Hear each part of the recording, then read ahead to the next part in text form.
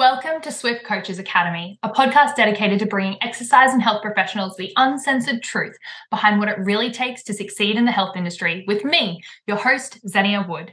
As an accredited exercise physiologist and the founder of Swift Coaches Academy with almost a decade of experience, I'm on a mission to transform the lives of ambitious health professionals who want more and are ready to take action to create incredible impact and financial freedom.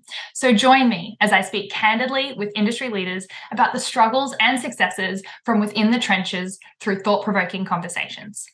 In this episode, I just totally keep that in. In this episode, we have my conversation with Claire, the operations manager of Swift Movement and Swift Coaches Academy, and the newest claim to the Swift name, Swift Assist. Today, we're going to talk all things power of specialized virtual support. So if you're tired of feeling overwhelmed and ready to win back precious time in your business, this episode is for you, Coach. Claire, how are you? I'm great. So glad to be on. Oh, I know this is an episode that you have been dying to do with me because this is your domain and your baby. It is. And our newest, avenue of the business that we created only very late last year that's really just taken off. Do you want to introduce to everyone what Swift Assist is? Love to. Swift Assist is a virtual support program that we've created that gives your business or yourself or all of our business clients some opportunity to win back some of their time through our virtual assistance program. And we also now run a support program alongside that to help business clients offload tasks that they possibly can't do or not sure how to manage onto virtual assistants to allow them to win more time back in their life, but also grow their businesses. And this is something that is very, dear to my heart in terms of I'm huge on reiterating and reinforcing that virtual assistant should be the first hire in your business, which is why I've had one since 2019 and was honestly a game changer for me. And I don't know why people are going for receptionists or, an assistant coach or someone else before they're using this to offload their time. So I think today what I'd really love to do is uncover some of the reasons behind why we believe that this is essential as the first hire in your business. And if you've already got an established business with some staff or receptionists, like what can you offload them to do to something that's maybe allows them to really work in their element at the high capacity that they have. And maybe, some more of those tick and flick or those really systemized tasks that you have that can be process driven that don't require high level critical thinking. So absolutely. I think you were going to ask me about my first hire history because I think that story is probably... Yeah, I feel like that's, it probably leads into how this all came about anyway, because I know when we first spoke about what the beginnings of Swift look like, you did allude to the fact that you had some challenges when you did try originally go for like a virtual assistant. So like take us through your journey with that in the beginning and sort of why you felt like when we eventually came up with this idea that this was the perfect option for business owners, especially in the health biz industry. Yeah, so I guess I knew that I needed to offload some support, and originally it was just bank reconciliation or all of the really easy tick and flick automated stuff because I was making over $100 an hour. And so if I can, pay someone $20, $30 an hour even, to do something that when I earn $100 an hour, it just is a no-brainer for me to offload those tasks. And I was actually having a chat with one of our level 2 business mentees today. And some of the things that have come up for her is like, oh yeah, but I do it at 7 p.m. in the breaks between Survivor. So why would I pay someone else when I can just do that? And I sort of said, well, how long does it take you? And she said 2 hours a week. And I'm like, okay, well, what if instead of for 2 hours a week while you're watching Survivor, kind of distracted doing this task, you could spend quality time with your partner. You could relax. You could have some downtime, or you could have 2 hours of time where you're not fatigued by the decision-making processes of how to, manage all the finances of the business. and you could have 2 hours every single week where you could create opportunities for growth and expansion in your business. Yeah. And it's like, what is that worth to you? Is it worth you passing off something for $20 an hour to someone when you're, even though you're not in that second making money, you're losing your time in the short term, and then long term, what is that costing you? So I know that didn't answer your question, but I felt like that's what came to me first. Yeah, it's absolutely important, and you make an extremely valid point. But yeah, tell us your story. Okay, we'll go back. So I originally hired for bank reconciliation, like I said, and all the tick and flick stuff. And it was like, that was one task and it was kind of offload. It was okay.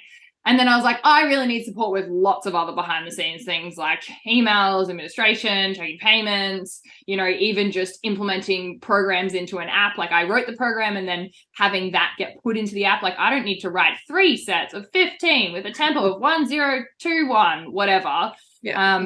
I can write that on a piece of paper in 10 seconds and someone else can click all the buttons for me, right? Yeah. They don't have to live or work sitting next to me at a desk. It's pretty straightforward process.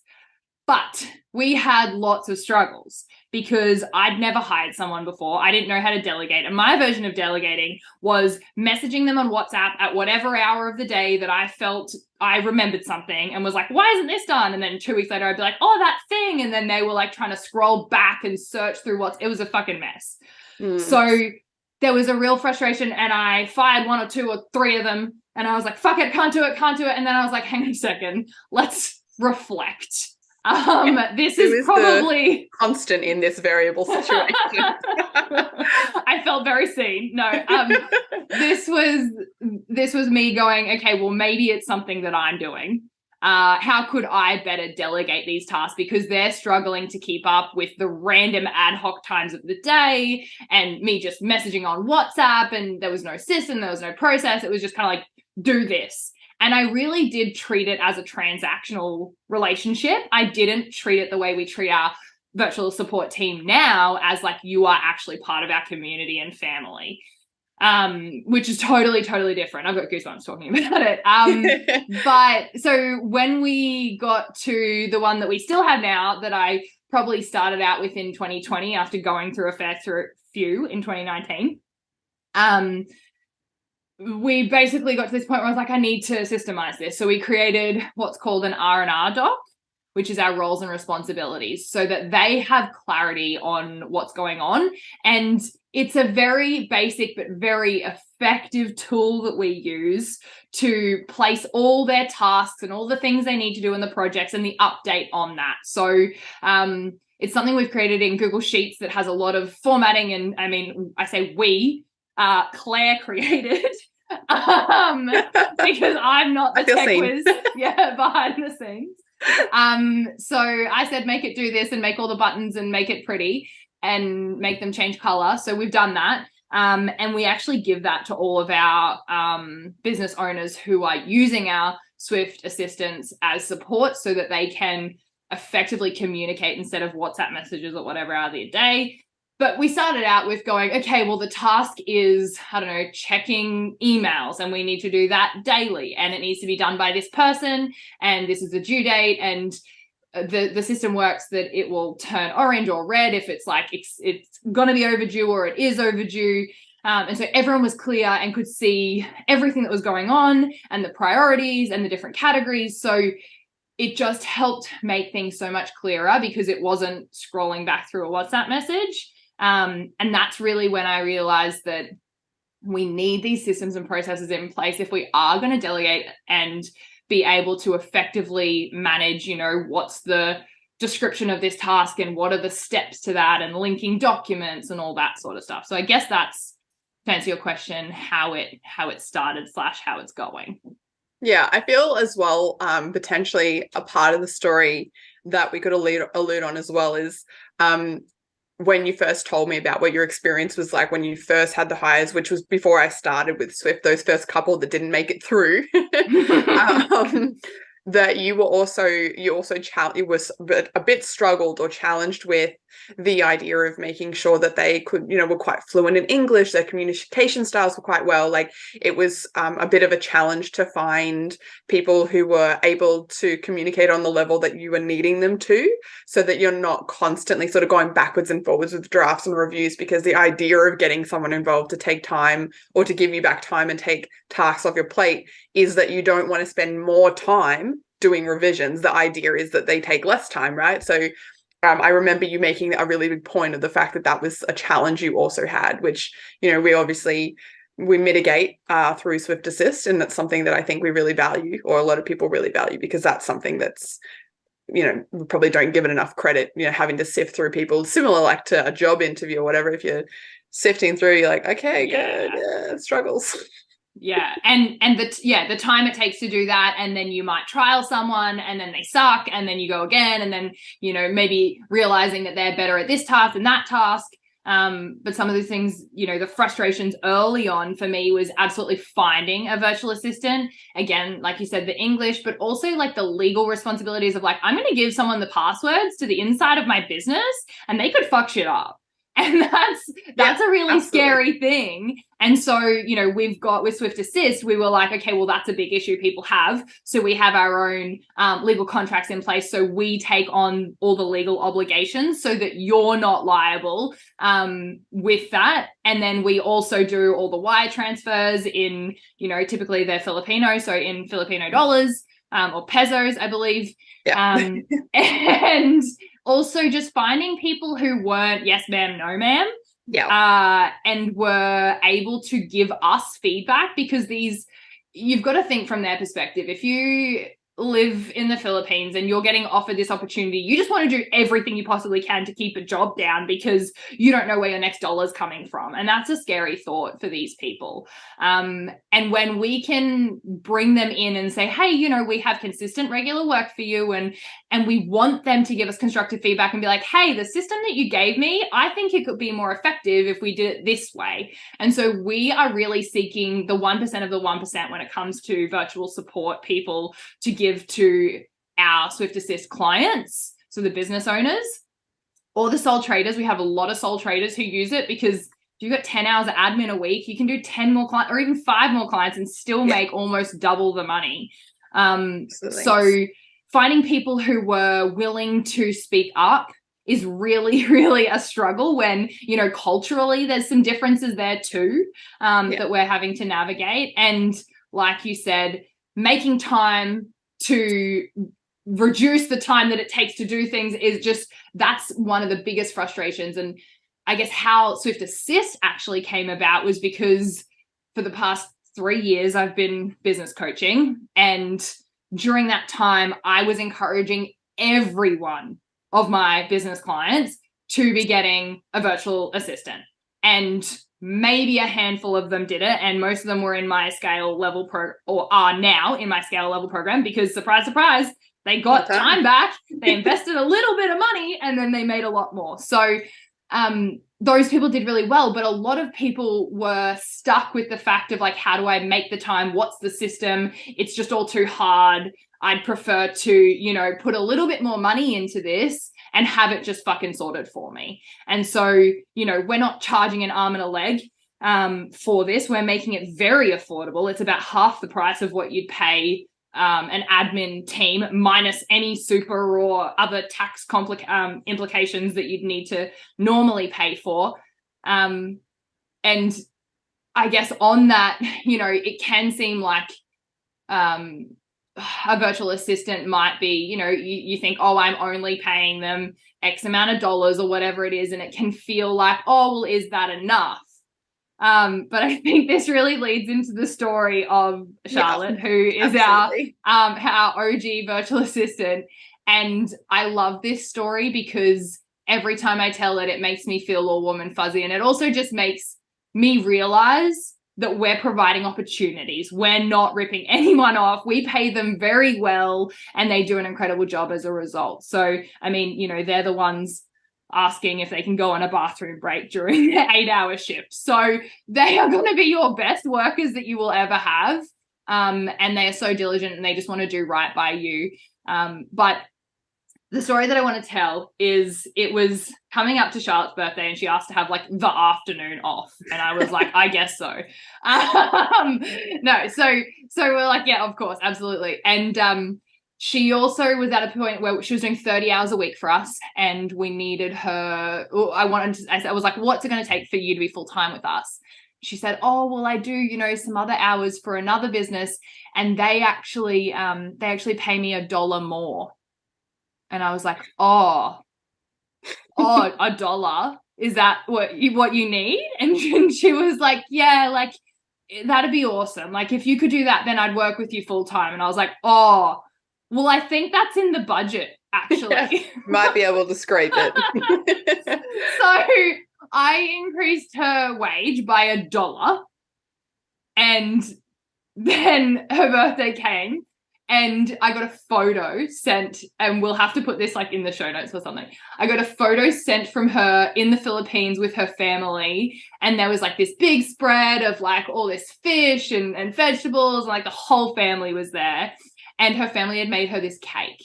And on top of this cake was a little like cutout of her face next to like dollar bills flying all over the cake.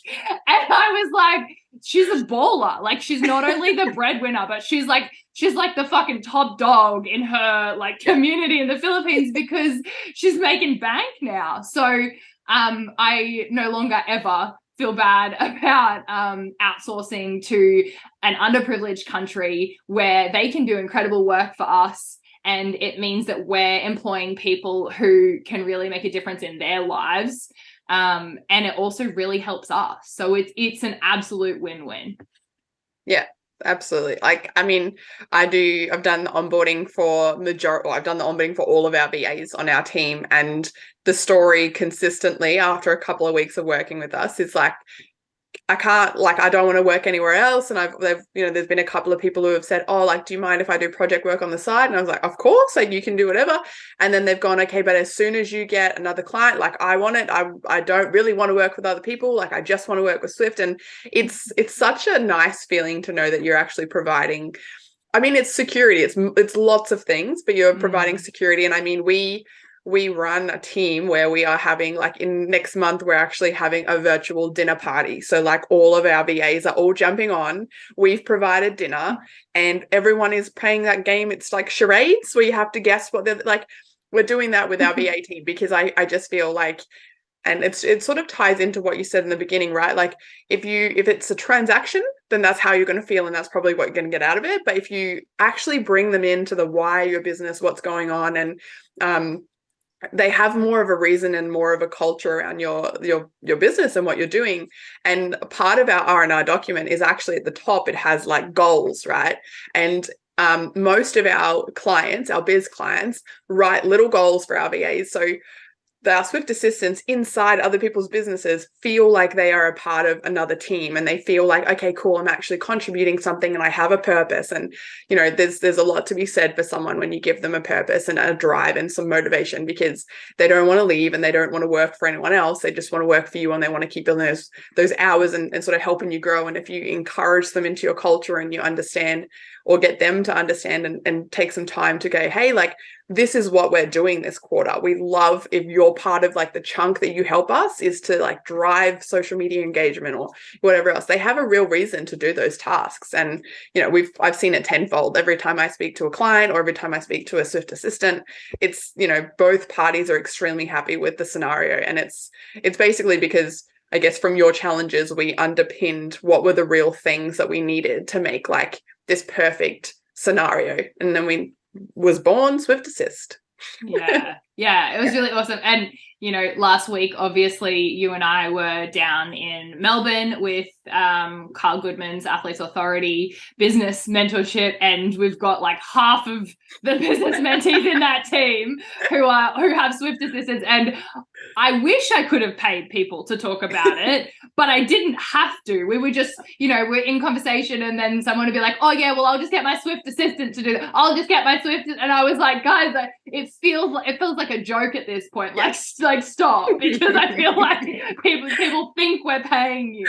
Yeah. But yeah, it's really cool that it truly is a huge win-win for everyone who's involved in it. And I'm just super proud, I guess, particularly of you, Claire, because you orchestrated all of this. And without you, Swift Assist wouldn't be here. And without our Swift assistants, obviously, these business owners wouldn't get that support. And I think that, you know, you're the glue of the culture that holds this together. Like the fact that you came to me and was like, hey, do we have, you know, $20 a head in the budget that we can have food delivered to these houses in the Philippines? And I was like, sure, like, absolutely. Like, I don't know if you figured how that works, do it.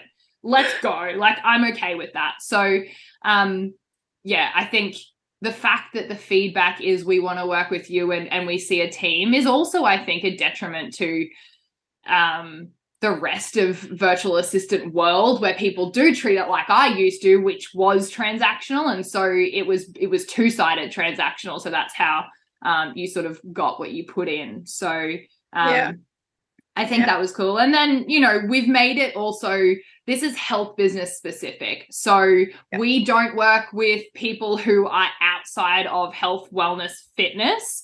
And the reason that we specialize in that is because we all have similar systems in terms of CRMs, in terms of, you know, PT applications with programs. We teach them how to manage certain invoices, and they actually get upskilling from us on a constant basis. And the business owners get upskilling as to how to better manage. Like you mentioned at the start, you have now, it was sort of like a one-to-one thing, and now we've created a whole program where you, Claire, get to support the business owners in a capacity of like, what else can we offload? Like, how can we, you know, better get use out of them? And how can you stop doing the shit in your business that creates the bottleneck to your business? And help to help more people. Exactly. And I guess, like, to explain, like, to sort of give everyone an understanding as to why that was born, I guess you and I sat down over the Christmas period not long after Swift Assist was born, and we'd had that system running and we had VAs with our clients. I recognized, hey, there's an opportunity here where I have clients who have signed up for Swift Assist, and they're looking at some of these tasks that they know they do and they know they could offload or they want to offload, but they're not quite sure how to like take this really large task and like offload it all at once. And because we had been working with Swift assistants or VAs for such a long time, it seemed like, oh, that's something I can definitely do and I can show you how to do that. So we sort of created this support program that runs alongside the starting or the onboarding of Swift Assist, which basically means that you're not just going to be able to offload the tasks that you're aware of, which I find, or you know, when I'm doing an onboarding call with a client, they'll be like, yeah, I have this whole list of stuff that I want to get off. I'm like, that's cool, but like, what if you want to get 20 hours back this week? Like, what else can we do? Or what are you not currently doing that our team can definitely do for you? Social media is a huge one, right? Like, it takes up a lot of time. Sometimes it's not really a direct ROI, but it is a massive factor in a business that you need. So a lot of the time people are like, oh, no, I don't have time for that. And I don't know. Nah, I don't want to do it. And I'm like, oh, well, you know, this is a great opportunity for you not even to need to have the systems created. You can literally plug and play what we have with your assistant and off you go. Like I'm remembering a conversation I had this week with a biz client that started with us on his onboarding.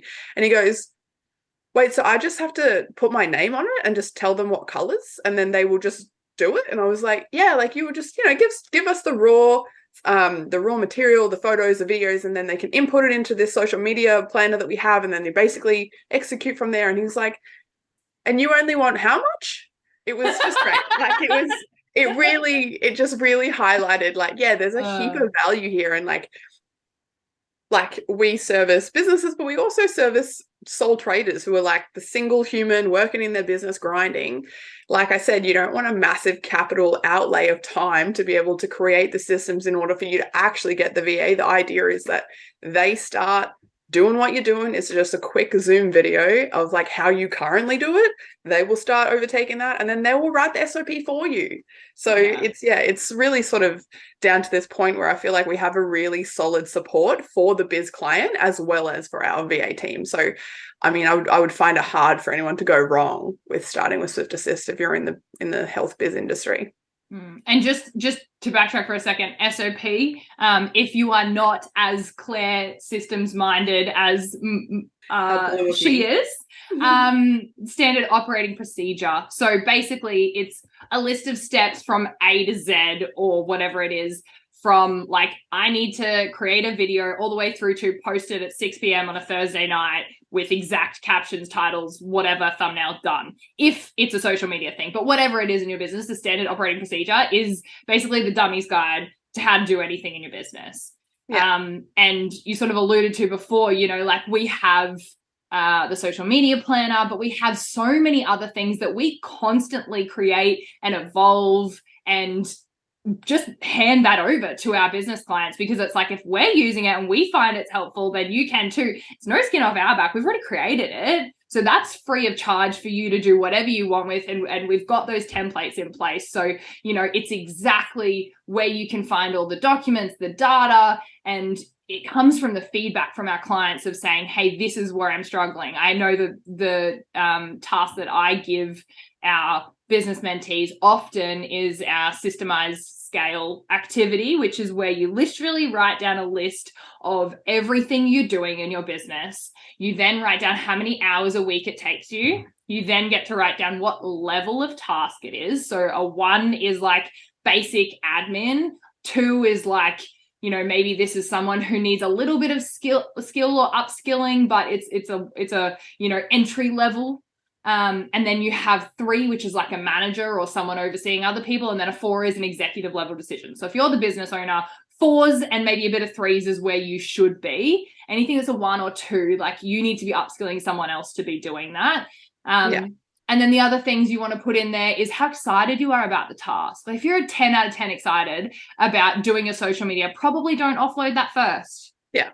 But if you're a 1 out of 10 or a negative 200, then let's get that shit sorted so that you can get some support with it. And so it's really highlighting that you get to figure out, you know, what's taking up a lot of your time and what do you not love, and what can you not just delegate to a virtual assistant, but what can you remove and just get rid of and stop fucking doing, and what can you automate or systemize. So it's not just, we're not just here to say use virtual assistants for everything, because sometimes that's not the best decision. Sometimes you want an automated process that's easier, because when you click A, it turns you to a form and the form ends and it goes straight to a booking link. And that's way better than someone having to go and manually follow up that person. But if someone doesn't follow the system, you can get someone like a Swift assistant to come in and be like, hey, you missed step 2, and give them a reminder with that. So I think that's super helpful. And I just we couldn't live without our Swift assistants. No, absolutely not. And I think it's like probably valid to say as well, like as you grow as a business, as soon as there's more than one of you, like, and I mean, I guess this is pretty common for especially a fitness business. Like you really want that your clients to feel the same kind of customer care. And if there's double the amount of sessions, if you're able to take some admin away and you're adding more clients in, then you still want them to feel like they have those touch points with you. And so if you have an admin assistant that's sending out an email just saying, hey, checking in with you, how's it all going? Like that's still coming from you, but someone else is doing it. And then you're getting any notifications if there's like specific things or results that need to be told. But it allows you to keep that really client-centered focus in a business, even as you start to, you know, grow and develop and have different times in different places. I guess the other thing that I really noticed as I started to speak to more business owners as they started to take on Swift assistants was I hadn't even realized it myself. And it's something that you said to me not long ago, when you said you have to take on this mentality of like being allergic to work.